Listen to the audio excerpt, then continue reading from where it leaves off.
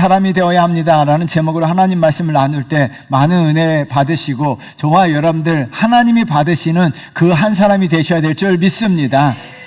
톨스토이의 안나 카레리나 꼭 읽어야 될 책 중에 하나죠. 안나의 남편 알렉세이에 대해서 이렇게 묘사하고 있습니다. 우리 한번 읽어보도록 할까요? 이른바 성공을 하고 그 성공이 모든 사람들에게 인정받고 있음을 확신하는 사람들의 얼굴에 나타나는 차분하고 흔들림 없는 눈빛이었다. 책을 읽을 때 문자로 읽지만 알렉산더의 얼굴이 영상 가운데 확 눈앞에 나타나는 거예요. 차분하면서도 흔들림 없는 눈빛.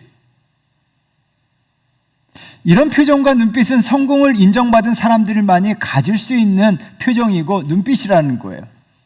어딜 가든지 사람들에게 인정받는 사람들 다르다는 거예요. 표정이 다르고 눈빛이 다르다는 거예요. 그래서 인정받는 거 굉장히 중요합니다. 저와 여러분들은 어디 가서든지 사람들에게도 인정받아야 될 줄 믿습니다. 사람들에게 인정받아도 이런 표정과 눈빛이 나타난다면 하나님에게 인정받는다면 얼마나 대단할까요? 책을 읽으면서 문득 그런 생각이 들었습니다. 정말 사람들에게도 인정받아야 되고 하나님에게 우리가 믿는 자로서 하나님에게 인정받아야 된다는 거죠. 저와 여러분들 반드시 하나님에게 인정받으셔야 될 줄 믿습니다. 왜 하나님에게 인정받아야 될까요? 하나님은요, 하나님께서 인정하는 그 사람을 받으시기 때문이에요. 그 사람을 받는다는 것은 그 사람의 기도와 그 사람의 모든 것을 다 받으신다는 거예요. 그래서 저와 여러분들은 반드시 하나님께 인정받아서 하나님이 받으시는 그 한 사람이 우리가 되셔야 될 줄 믿습니다. 오늘 본문에 등장하는 두 사람이 나와요. 베드로와 고넬료는 하나님께 인정받음으로 말미암아 하나님이 받으시는 그 사람이 되었다는 거예요. 35절 말씀 우리 한번 나같이 읽어보도록 하겠습니다. 각 나라 중 하나님을 경외하며 의를 행하는 사람은 다 받으시는 줄 깨달았도다. 여러분, 각 나라에 얼마나 많은 사람들이 있습니까? 지금 이 시간에 하나님 앞에 예배드리는 사람이 얼마나 많습니까? 그 많은 사람 가운데서도 하나님이 받으시는 사람이 있다는 거예요. 여러분, 모든 사람을 다 받으신다는 것은 아니에요. 하나님이 받으시는 특별한 사람이 있다는 거예요. 그래서 여러분, 받으시다라고 하는 동사는요, 받을 만한 자격이 있다라고 이야기해요. 받을 만한 자격이 된 사람들만 하나님 받으신다는 거예요. 그래서 저와 여러분들이요, 우리가 신앙생활 한다는 건 뭐예요? 내가 하나님이 받으실 만한 자격을 갖추는 게 신앙생활 하시는 거예요. 그래서 저와 여러분 그 자격을 갖추셔야 될 줄 믿습니다. 이 단어가요, 구약에서는 드릴 만한 자격이라는 의미로 사용됐어요. 레위기 1장 3절 말씀 우리 한번 나같이 읽어보도록 하겠습니다. 그 예물이 그의 소의 번제이면 흠없는 수컷으로 회막문에서 여호와 앞에 기쁘게 받으시도록 드릴지니라. 하나님이 받으신다라고 이야기하는데요, 드릴 수 있는 자격이 있어요. 아무거나 받으시는 것이 아니라 드릴 수 있는 거, 하나님의 앞에 드릴 수 있는 것만 하나님이 받으셨다는 거예요. 그러므로 말미암아 하나님 보시기에 받을 만한 자격이 되어야 되고요, 우리 입장에서는 내가 하나님께 드릴 수 있는 자격이 되어야 돼요. 그래서 저와 여러분들은요, 내 자신이 하나님이 받으시기에 합당한 자격, 하나님 앞에 드릴 수 있는 자격을 저와 여러분들 반드시 그 자격을 갖추셔야 돼요. 왜요? 이런 자격을 갖출 때 하나님이 인정하시고요, 하나님이 인정하실 때 하나님의 놀라운 은혜와 역사가 그때부터 시작되는 거예요. 여러분, 하나님이 받지 않으시는데 어떻게 하나님의 은혜와 축복이 시작됩니까? 우리는 왜 하나님에게 축복받지 못한다고 하소연할 것이 아니라, 왜 하나님의 은혜가 내 삶에 없냐고 하소연할 것이 아니라, 그 전에 내가 정말 하나님이 받으시는 그 사람이 되고 있는가? 여러분, 냉정하게 점검하셔야 돼요. 내가 정말 하나님이 받으시는 그 사람으로서 신앙생활을 하고 있는가? 저와 여러분들 정말 하나님이 받으시는 그 사람이 내가 되어야 되고 여러분 자신이 되셔야 돼요. 이런 성도 되시기를 주의 이름으로 축원드리겠습니다. 그렇다면 그런 하나님이 받으시는 사람이 되기 위해서는 어떻게 될까요? 첫 번째는요, 하나님의 기준으로 자기 자신을 바라보셔야 합니다. 헤라클레스 몽둥이 빼앗기라고 하는 라틴어 격언이 있어요. 여러분, 헤라클레스가 누군지 다 알고 계실 거예요. 헤라클레스의 손에 있는 몽둥이를 빼앗을 수 있다고 허세를 부리는 사람들을 빗대어서 이야기하는 거예요. 여러분, 왜 이와 같은 허세를 부릴까요? 자신이 능력 있다고 착각합니다. 자기 자신 기준으로, 자기 시각으로 자기 자신을 바라보기 때문이에요. 그렇다면 우리는요, 항상 점검해야 될 거예요. 하나님의 기준으로 나를 바라보고 있는가? 내 기준으로 나를 바라보고 있는가? 하나님의 기준으로 내가 하나님 앞에 올바른 신앙인인가? 내 기준으로 내가 신앙생활 잘하고 있다고 생각하고 있는가? 여러분, 착각하는 사람들이 많아요. 자기 기준으로 자기 신앙생활 잘하고 있다라고 이야기해요. 누가복음 18장 9절 말씀 우리 한번 같이 읽어볼까요? 또 자기를 의롭다고 믿고 다른 사람을 멸시하는 자들에게 이 비유로 말씀하시되, 자기 기준으로 자기 자신을 바라보니까 자기는 의로운 거예요. 자기는 잘하고 있는 거예요. 난 지금 신앙생활 잘하고 있는 거예요.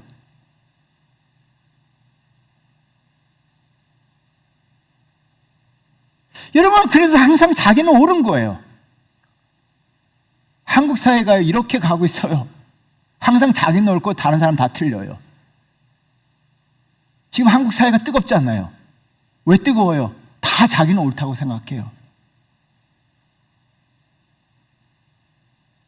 자기만 옳은 사람이 한국 사회에 너무 많아요. 자기만 옳다고 소리 지르고,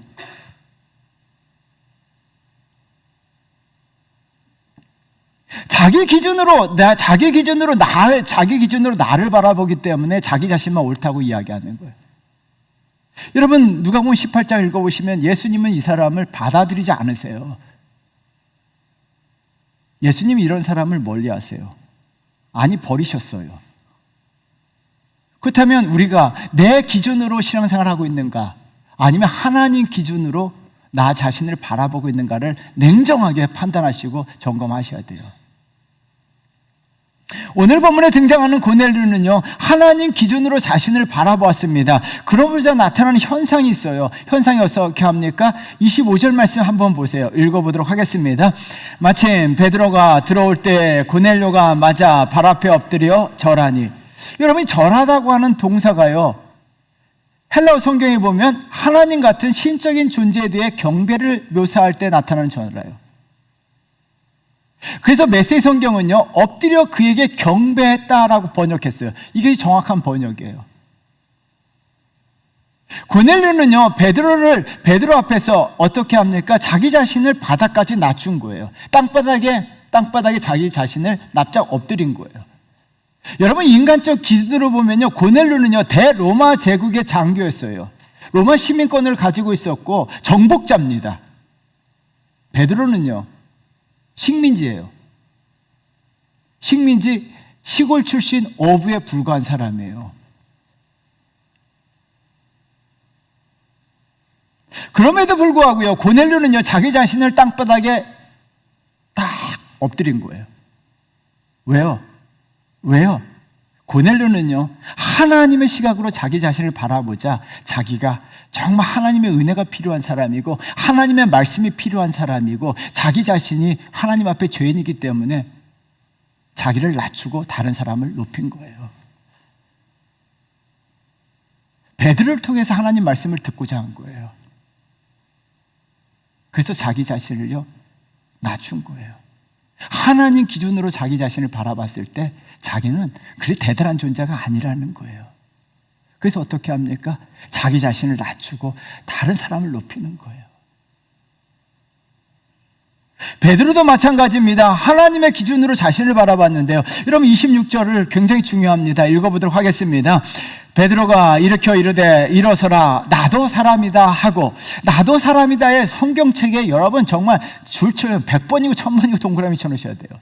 따라하겠습니다. 나도 사람이다. 사람 아닌 분 손 들어보세요. 여러분, 나도 사람이다. 다시 한번 하겠습니다. 나도 사람이다. 나도 사람입니다. 여러분, 사람입니다. 믿으셔야 합니다. 여러분, 사람입니다. 마치 사람이 아닌 것처럼 살아가는 사람이 있어요. 나도 사람이다라는 것은 두 가지 의미가 있어요. 하나는요, 내가 사람이다라고 고백할 때요, 첫 번째 두 가지 의미가 있는데요. 하나는 한계가 있는 존재, 연약한 존재, 죄인, 죽을 수밖에 없는 존재, 무능력한 존재라고 하는 고백이에요. 그럼 나도 사람이다. 나는 연약하다. 나는 죽을 수밖에 없는 존재다. 나는 깨지기 쉬운 사람이다. 나는 연약하다. 한계가 있다라고 이야기합니다.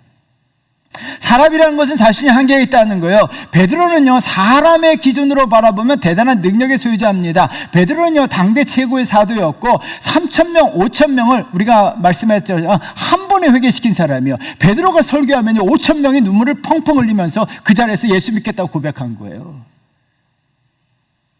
여러분, 3장에서 베드로의 말 한마디에 안진뱅이가 일어나 걸었습니다.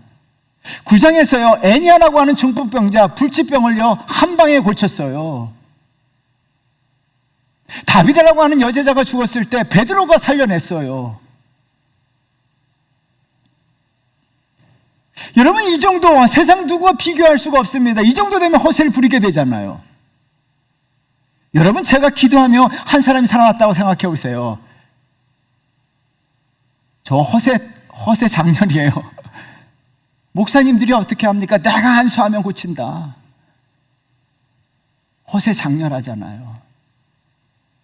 다 허세입니다. 사람들은 사회적 성공을 이뤘거나 업적을 쌓고요, 인기가 올라가게 되고요, 자신이 업적을 쌓으면요, 허세의 장렬이에요.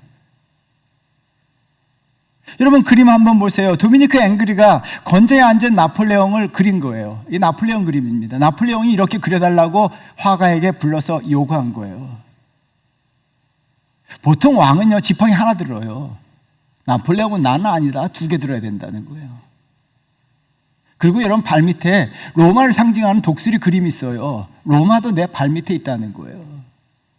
그리고 여러분, 저 자세가 중세시대 예수님 그림의 모습을 그대로 따라한 거예요. 나는 전능한 하나님이라는 거예요. 나폴레옹이요, 프랑스의 왕자이고 몇 개 나라를 점령하자 저렇게 자기 자신의 모습을 저렇게 그린 거예요. 그 나폴레옹이 어떻게 되었습니까? 정유정의 완전한 행복에 나오는 문장인데요, 우리 한번 다 같이 읽어보도록 하겠습니다. 흡사 카드로 만든 집을 보는 것 같았다. 한 장만 삐끗하면 와르르 무너질 거짓의 집.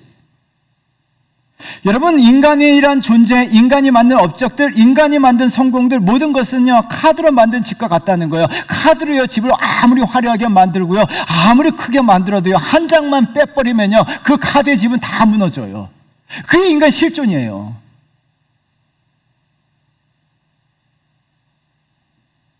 여러분, 카드 한 장 뺨으로 말미암아 권력의 최정상에서, 인기 최정상에서 엄청난 업적을 남긴 사람들이 어떻게 합니까? 카드 한 장 뺨으로 말미암아 그 모든 것이 와르르 무너진 경우는 세상 역사 속에서 너무나 많아요. 여러분, 카드 한 장만 빼면 무너지는 게 인간 실존이고 인간 존재입니다. 베드로는요, 허세를 부리지 않았습니다. 자신이 이룬 것이 사람들의 시각으로서는 엄청 대단한 것처럼 보입니다. 엄청 대단하잖아요. 사람들이 베드로가 지나가면요, 베드로 그림자라도 밟을까 하면서 베드로 그림자라도 자기 몸에 비춰지길 바랐다는 거예요. 사람들은요, 베드로를 대단하게 여겼습니다. 근데 베드로는 뭐라고 이야기합니까? 나도 사람이라는 거예요. 나도 연약하고요, 카드 한 장만 빼면 내가 쌓은 업적 한순간 다 무너진다는 거예요. 내 명성 한순간에 다 무너진다는 거예요. 하나님이 카드 한 장 빼시면요, 내 모든 거 다 무너진다는 거예요. 나도 연약한 존재라는 거예요. 나는요, 깨어지기 쉬운 존재라는 거예요. 나는요, 아무것도 아니라는 거예요.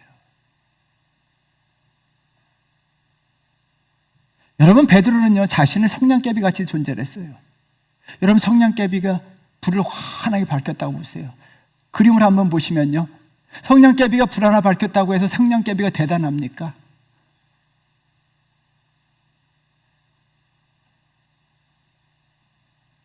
불을 확 피웠다고 해서 인간들은 자신이 대단한 것처럼 생각해요. 그러나요? 그 불 잠깐이면 꺼져요. 성냥개비 금방 부러져요. 지금 베드로는요, 자기는 한 개의 성냥개피에 불과하다는 거예요. 그게 나도 인간이다라는 고백입니다. 사랑하는 성도 여러분, 나도 인간이고요, 여러분들도 인간이고, 우리가 다 인간입니다. 우리는 성냥개피 한 개에 불과한 존재들이고요, 또한 우리는 깨지기 쉽고 연약한 존재입니다. 그래서 두 번째요, 나도 인간이라는 고백이요, 하나님 없이는 살아갈 수 없음을 고백하는 거예요. 여러분, 절규의 화가 문구 다 알고 계실 거예요. 문구는요, 어린 나이에 어머니가 소천합니다. 그리고 얼마 지나지 않아서 자신이 너무나 사랑하는 누나도 죽게 돼요. 그래서 어릴 때부터요, 자신도 언제든지 죽을 수밖에 없다라는 생각을 합니다. 항상 머릿속에 자신도 언젠간 죽을 수밖에 없는 존재임을 인식하면서 살아가요. 그리고 화가가 되었을 때요, 제일 먼저 그림이요, 병든 아이예요. 이 그림을 그리면서요, 이 그림 밑에 이렇게 고백했습니다. 난 죽음의 기억을 그린다. 자기 누나를 그린 거예요. 누나가 죽기 전에. 난 죽음의 기억을 그린다라고 이야기하면서 죽음을 항상 생각하며 살아갔던 것이 문구예요. 그러므로 말미암아 죽음을 기억하기 때문에 그래서 나왔던 그림이 여러분들이 잘 알고 있는 절규예요. 절규 한번 보여주시기. 절규 유명한 그림이잖아요. 인간은 절규할 수밖에 없다는 거예요. 죽음 앞에 절규할 수밖에 없는 게 인간 실존이고 인간 본질이라는 거죠. 하나님의 기준으로 자신을 바라보면요, 인간은요, 하나님 없이 살아갈 수 없음을 절규하는 게 인간 실존이에요. 그래서 창세기 26장은요, 여러분 성경책에 꼭 줄쳐놓으시고 수도 없이 읽고 또 읽고 묵상하셔야 돼요. 우리 한번 크게 읽어보도록 하겠습니다. 셋도 아들을 낳고 그의 이름을 에노스라 하였으며 그때 사람들이 비로소 여호와 이름을 불렀더라. 에노스라는 뜻은요, 에노스, 사람, 인간, 연약한 자, 죽을 수밖에 없는 존재라는 뜻을 가지고 있는 게 에노스예요. 그래서 비로소 사람들이 어떻게 합니까? 에노스라는 것을 깨달은 거예요. 나도 사람이라는 것을 깨닫기 시작한 거예요. 나도 사람이다. 나도 죽을 수밖에 없는 존재이다. 나도 죽을 수밖에 없는 존재이고 나도 연약한 자라는 것을 깨닫게 될 때 비로소 나타나는 현상이요, 하나님의 이름을 불렀다라고 이야기합니다. 여러분, 하나님의 이름을 불렀다는 것은요, 하나님의 이름, 하나님 이렇게 불렀다는 것이 아니에요. 하나님 앞에 절규했다는 거예요. 하나님 앞에 절규했다는 거예요. 하나님 없이는 살아갈 수 없음을 절규하면서 하나님 하면서 하나님을요 간절히 불렀다는 의미예요. 저게 자기의 온 정성을 다해서 하나님 하면서요, 하나님 앞에 절규했다는 거예요. 하나님, 나는 하나님 없이는 살 수 없습니다. 하나님의 은혜 없이는 한순간도 살 수 없습니다. 하나님 하면서 인간들이 절규했다는 거예요. 왜요? 내가 죽을 수밖에 없었고 내가 성냥개피 하나에 불과하기 때문에 하나님 없이는 살아갈 수 없다는 거예요. 그만큼 나약한 존재에 있다는 거. 인간들이 그것을 깨달았을 때 비로소 하나님 앞에 절규했다는 거예요. 여러분, 우리가 나도 인간이다 라고 이야기하는 건요, 우리는 하나님 없이는 살아갈 수 없는 존재인 줄 믿습니다. 하나님 없이는 살아갈 수 없는 존재인 줄 믿습니다. 죄송하지만요, 하나님의 카드 한 장 빼버리면요, 우리 인생 전부 다 무너져요. 하나님이 지켜주셔야 될 줄 믿습니다. 하나님이요, 우리 인생을 반석에 세워놓으시도록 해줘야 돼요. 인간들이 쌓아놓은 모든 것은요, 카드로 만든 집에 불과한 거예요. 여러분들 하나님의 카드 한 장 빼시면요, 다 무너져요. 왜 그것을 모르고 살아가고 있냐는 거예요. 그래서 우리는요, 하나님 앞에 찾아야 돼요. 하나님을 부르며 나아가야 되고, 하나님 찾으셔야 되고, 하나님 앞에 절규하셔야 돼요. 하나님 앞에 절규하셔야 돼요. 하나님을 찾으셔야 돼요. 하나님을 찾게 되고 하나님 앞에 절규하게 되면 하나님의 그 인생 지켜주십니다. 하나님 역사하십니다. 하나님 도와주십니다. 반석에 든든히 세우시는 거예요. 하나님 무너지지 않도록요, 반석에 세운 집과 같이 든든하게 만들어주세요. 왜요? 하나님이 그 인생을 받아들이기 때문에요. 여러분, 베드로 엄청난 업적을 남겼어요. 엄청난 업적의 정상에서 나도 사람이다라고 고백했어요. 그게 그리스도인들의 모습이고 하나님이 받으시는 사람의 모습이에요. 저와 여러분들 따라하겠습니다. 나도 사람입니다. 이것을 잊어버려서는 안 돼요. 사람이란 뜻은요, 죽을 수밖에 없고 연약하고 성냥개비 한 개와 같은 존재라는 거예요. 내가 만든 거 엄청난 것처럼 보이지만요, 아니라는 거예요.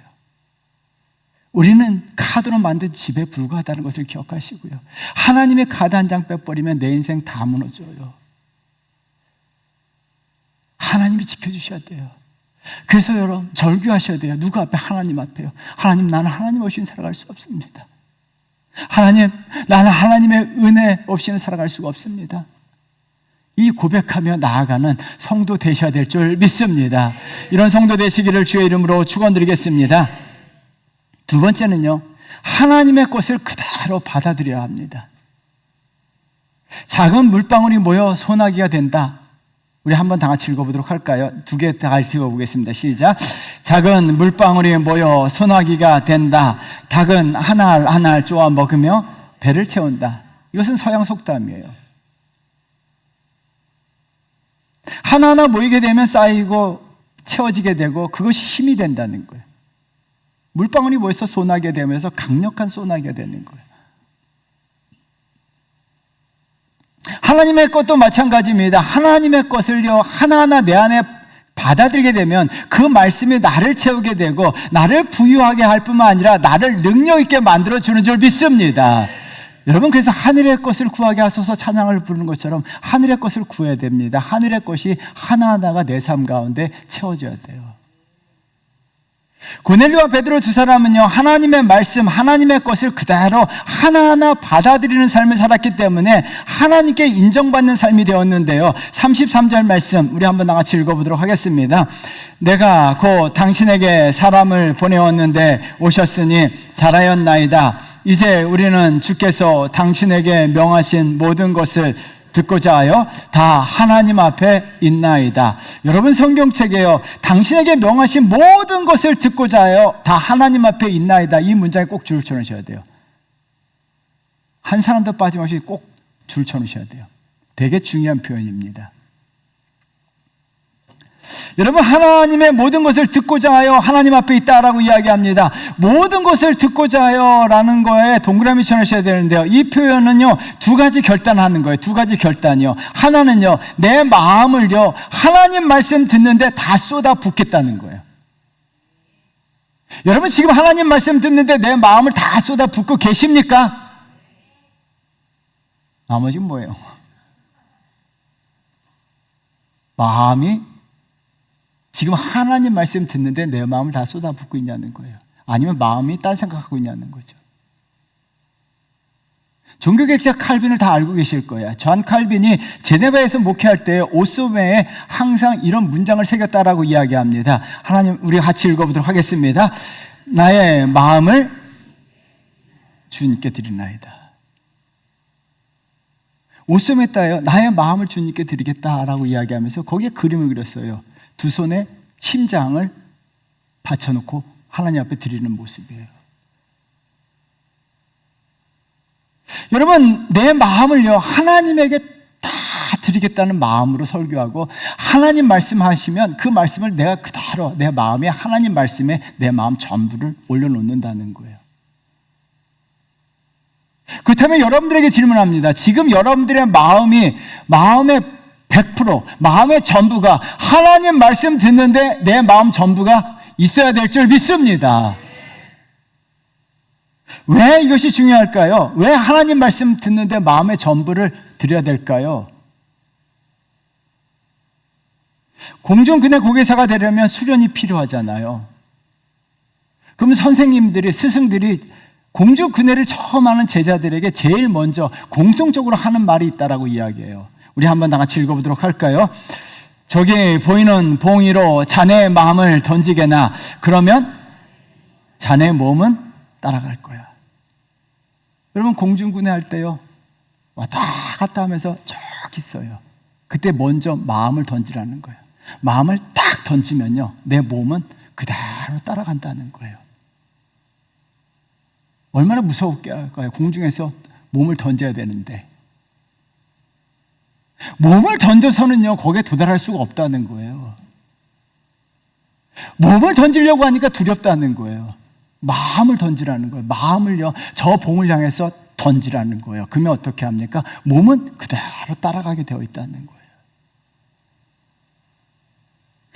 지금 고넬료와 그의 가정은요, 하나님 말씀 듣는데 자신의 마음 전부를 던지고 있는 거예요. 저와 여러분들 하나님 말씀 듣는데 내 마음 전부를 던지셔야 될 줄 믿습니다.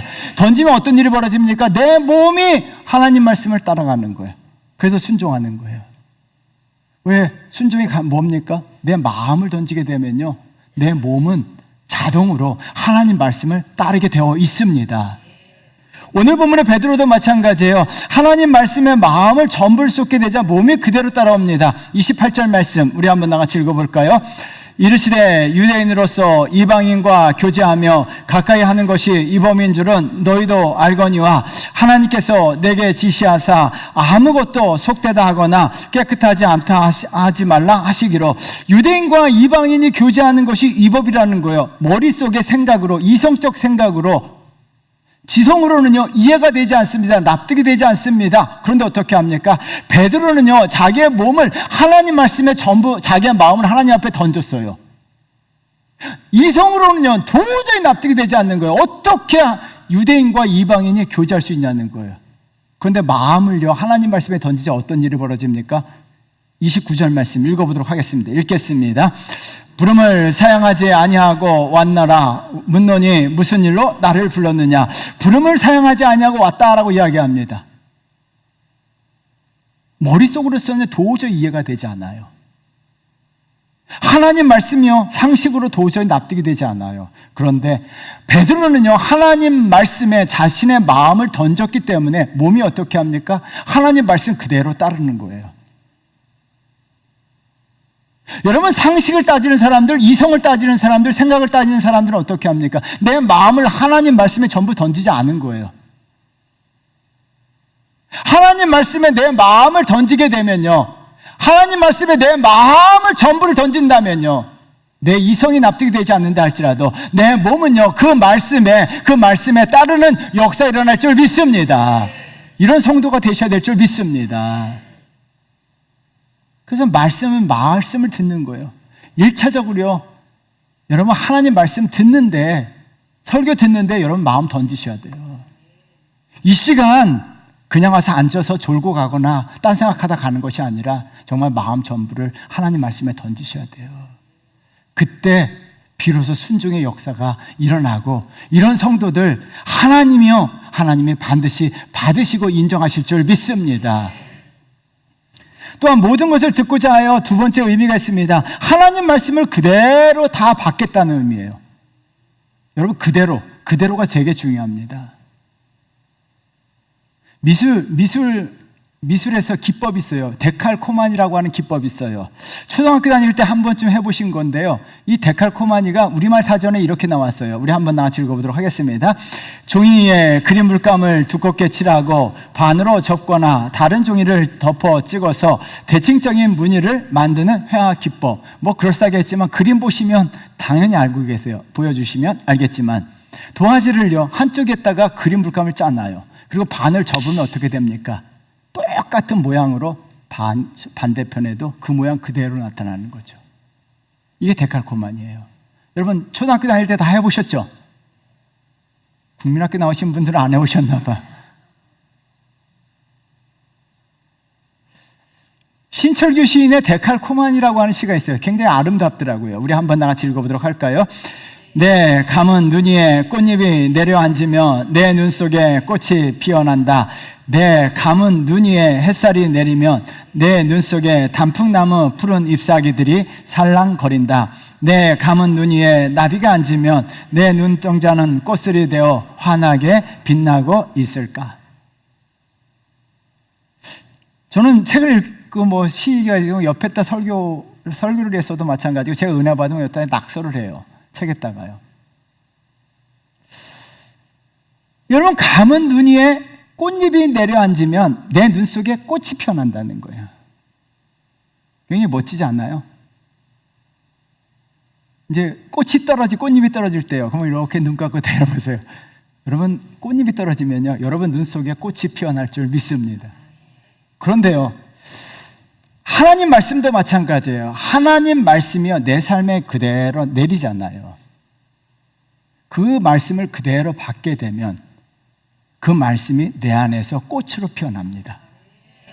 그래서 능력의 말씀을 내가 받으면요, 능력의 꽃이 내 삶 가운데 피어나요. 할렐루야. 축복의 말씀을요 그대로 받아들이시면요, 내 삶 가운데 축복의 꽃이 활짝 핍니다. 그래도 나는 축복 안 받을 거야. 그래, 해봐. 네 해봐. 따라합니다. 축복의 말씀을 그대로 받아들이면 내 삶 속에 축복의 꽃이 피어납니다. 은혜의 말씀을 그대로 받아들이면 내 삶 속에 은혜의 꽃이 활짝 핍니다. 그렇다면요, 데칼코마니 그대로 나타나야 돼요. 하나님 말씀을요 그대로 받아들이세요. 그리고 저도 성경책에 보면 축복의 말씀은요 엄청 줄을 쳐놔요. 내가 그 말씀 그대로 받겠다는 거예요. 은혜의 말씀, 그 말씀을 그대로 받겠다는 거예요. 그러면 내 삶 가운데 은혜의 꽃이 피고 축복의 꽃이 피고 능력의 꽃이 피어나는 역사 일어납니다. 역사 일어날 줄 믿습니다. 지금 고넬료는요 하나님 말씀을 그대로 받겠다는 거예요. 왜요? 하나님 말씀을 그대로 받으면 데칼코마니의 역사가 일어나서 그 말씀 그대로 내 삶 가운데 꽃으로 피어나는 역사가 일어날 줄 믿습니다. 또한 하나님 말씀은 뜻이고 하나님의 마음이기 때문에 말씀을 그대로 받는다는 것은요, 하나님 말씀을 그대로 받게 되면요 하나님 마음을 알게 돼요. 오늘 우리가 부른 찬양이 있어요.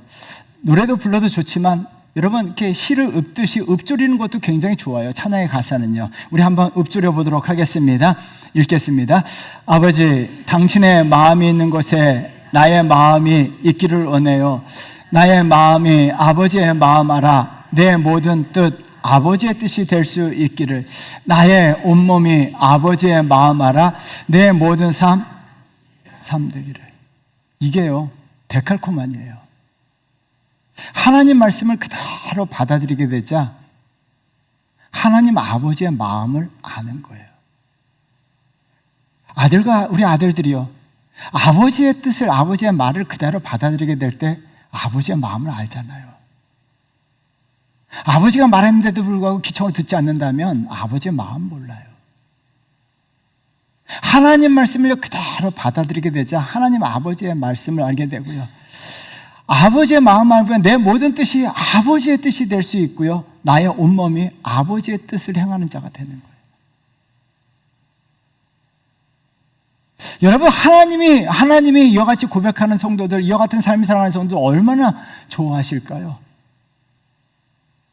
아버지의 마음 아는 사람들, 그 자녀가 얼마나 예쁠까요?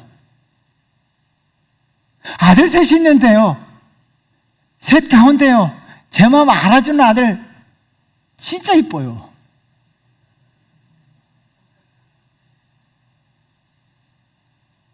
여러분도 마찬가지. 수없이 많은 사람이 있어요. 하나님 마음 아는 사람들, 하나님이 어쩔 줄을 몰라 하세요. 다윗이 하나님 마음 알게 되자 다윗에게 막 축복하기 시작해요. 아브라함이 하나님 마음 알게 되자 아브라함에게 막 하나님 축복해 주세요. 여러분, 우리가 하나님 말씀을 그대로 받아들이게 되면요 참 신기하게 됩니다. 내 마음속에 하나님 마음을 알아가려고 해요. 그리고 하나님의 뜻을 알아가려고 하고, 또한 잘은 못하지만 그 뜻을 이 땅 가운데 펼치며 나아가게 돼요. 그러면 하나님이요 얼마나 예뻐하시고 사랑하시고 축복하시냐는 거죠. 반드시요 하나님 말씀을요 그대로, 하나님 말씀은요 완전 무한 하나님의 말씀이에요. 그 말씀을요 상식과 이성으로는요 이해되지 않아도요 그대로 받아들이신다면 내 삶에 데칼코마니의 역사가 일어나서 하나님의 생명의 은혜의 축복의 꽃이 활짝 필 뿐만 아니라 하나님 마음까지도 알아가는 정말 성숙한 성도가 되셔서 하나님께 인정받고 사랑받을 줄 믿습니다. 이런 성도 되셔야 될 줄 믿습니다. 하나님께 인정받으셔야 합니다. 하나님께 사랑받으셔야 합니다. 하나님이 받아들이는 사람이 되셔야 합니다. 그러기 위해서는요, 고넬료 베드로 기억하셨다가요, 하나님의 기준으로 항상 나를 바라보세요. 설교 다 잊어버려도 늘 괜찮아요. 딱 기억하시면 돼요. 나도 사람이다. 이거 기억하셔야 돼요. 나도 사람이다. 나도 죽을 수밖에 없고, 하나님의 카드 한 장 빼버리면 내가 모든 것이 다 무너질 수밖에 없다는 것을 기억하셨다가요, 하나님을 찾는 존재들, 정말 하나님 앞에서 절규할 수밖에 없는 인간 모습에 보여주셔야 돼요. 하나님을 찾는 절규가 나타나면요, 하나님 반드시 그 사람 하나님 지켜주시고 그 사람 하나님 역사하십니다. 또한요, 하나님의 것을 그대로 받아들이세요. 그래서 순수하게 아멘 하시면 돼요. 하나님 말씀 앞에서 아멘 하시고 그 말씀 그대로 받겠다는 고백이에요. 그래서 아멘 잘 하셔야 돼요. 하나님 말씀 그대로 받겠습니다. 하나님 말씀 그대로 받으셔야 합니다. 그러면요, 말씀을 그대로 받으면 내 삶에 데칼코마니가 일어나요. 하나님 아버지의 마음도 알게 되고, 하나님의 말씀이 그대로 내 안에서 꽃으로, 축복의 꽃, 은혜의 꽃으로 피어납니다. 그래서 이런 성도 되시는 성도들 하나님이 인정하시고 받아주십니다. 우리 이런 성도 되시기를 주의 이름으로 축원드립니다. 다 찬양하겠습니다.